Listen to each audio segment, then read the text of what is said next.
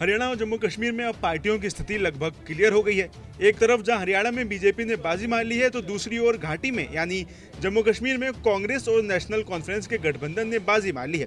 लेकिन दोनों ही जगह दोनों पार्टी के जीत के पीछे कुछ पार्टियों की हार भी हुई है, जिसकी सबसे ज्यादा चर्चा होने लगी है। इसी कड़ी में हरियाणा में दुष्यंत चौटाला की जेजेपी और जम्मू कश्मीर में महबूबा मुफ्ती की पार्टी पीडीपी का नाम आ रहा है, जिसकी हार लोगों को पच नहीं रही है। वहीं अगर दोनों ही पार्टी की स्थिति की बात करें तो पीडीपी को सिर्फ 3 सीटें मिली हैं, तो वहीं जेजेपी की तो जमानत ही जब्त हो गई है और पार्टी को एक भी सीट नहीं मिल पाई है। वहीं सियासी गलियारों में इन दोनों दिग्गज पार्टियों की हार की वजह कहीं न कहीं बीजेपी को माना जा रहा है। ऐसा इसलिए क्योंकि दोनों ही राज्यों के हुए पिछले चुनावों में इन दोनों ही पार्टियों ने बीजेपी के साथ गठबंधन किया था, जिसने इन दोनों की पार्टियों की इमेज को खराब कर दिया और इसके कारण इस चुनाव दोनों ही पार्टियों को जनता के गुस्से का सामना करना पड़ा है।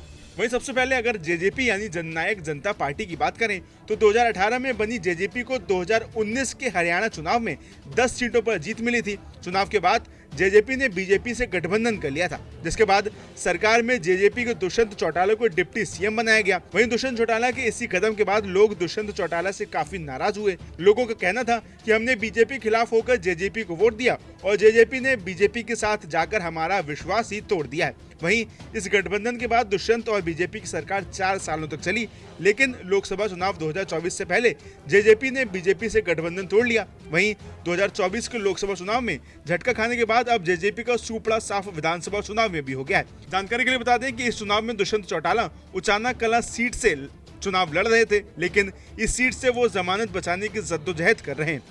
वहीं इसके बाद महबूबा मुफ्ती की पार्टी पीडीपी की बात की जाए तो यहाँ भी कहीं ना कहीं बीजेपी को ही जिम्मेदार माना जा रहा है। ऐसा इसलिए क्योंकि 2014 में जम्मू कश्मीर में जीत हासिल करने के बाद पीडीपी ने बीजेपी के साथ गठबंधन कर लिया था। दोनों पार्टियों ने 3 साल तक एक साथ सरकार चलाई। 2018 में पीडीपी ने बीजेपी से गठबंधन तोड़ लिया। इसके बाद कश्मीर में पहले राष्ट्रपति शासन लगाया गया और फिर विधानसभा भंग कर दी गई। विधानसभा भंग होने के बाद केंद्र ने कश्मीर में खेल कर दिया।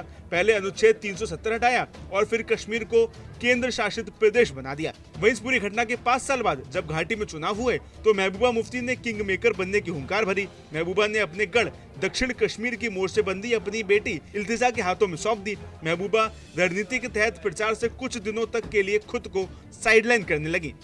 हालांकि महबूबा की ये तरकीब काम नहीं आई और इस चुनाव में अभी तक की स्थिति के हिसाब से पीडीपी को सिर्फ 3 सीटें मिल रही हैं। वहीं चुनाव के नतीजे सामने आने के बाद महबूबा मुफ्ती ने मीडिया से बात की है। ऐसे में उन्होंने क्या कुछ कहा है, पहले आप वो सुनिए। नहीं, मुझे लगता है कि लोग चाहते थे एक स्टेबल गवर्नमेंट और उनको लगा नेशनल कॉन्फ्रेंस और कांग्रेस जो है वो हमें स्टेबल गवर्नमेंट दे सकती है और कहीं ना कहीं बीजेपी को दूर रख सकती है। I think that is the, मुझे लगता है सबसे बड़ी वजह।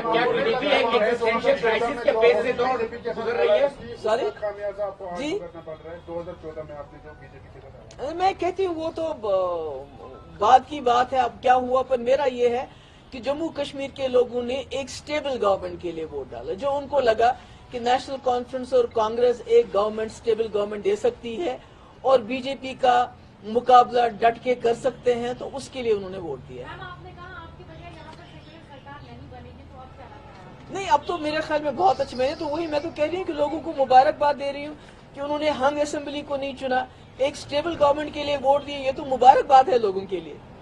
वहीं इसके बाद अब दोनों ही पार्टियों में आत्ममंथन का दौर शुरू हो गया है। ऐसे में नई सरकार बनने के बाद दोनों ही पार्टी किस तरह से अपना नया रोड मैप बनाएंगी, ये देखने वाली बात होगी।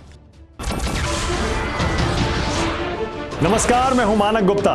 अगर आपको हमारा ये वीडियो पसंद आया हो तो इसे लाइक और शेयर जरूर करें और हाँ, हमें सब्सक्राइब और फॉलो करना ना भूलें ताकि आप देश और दुनिया की कोई खबर मिस ना करें।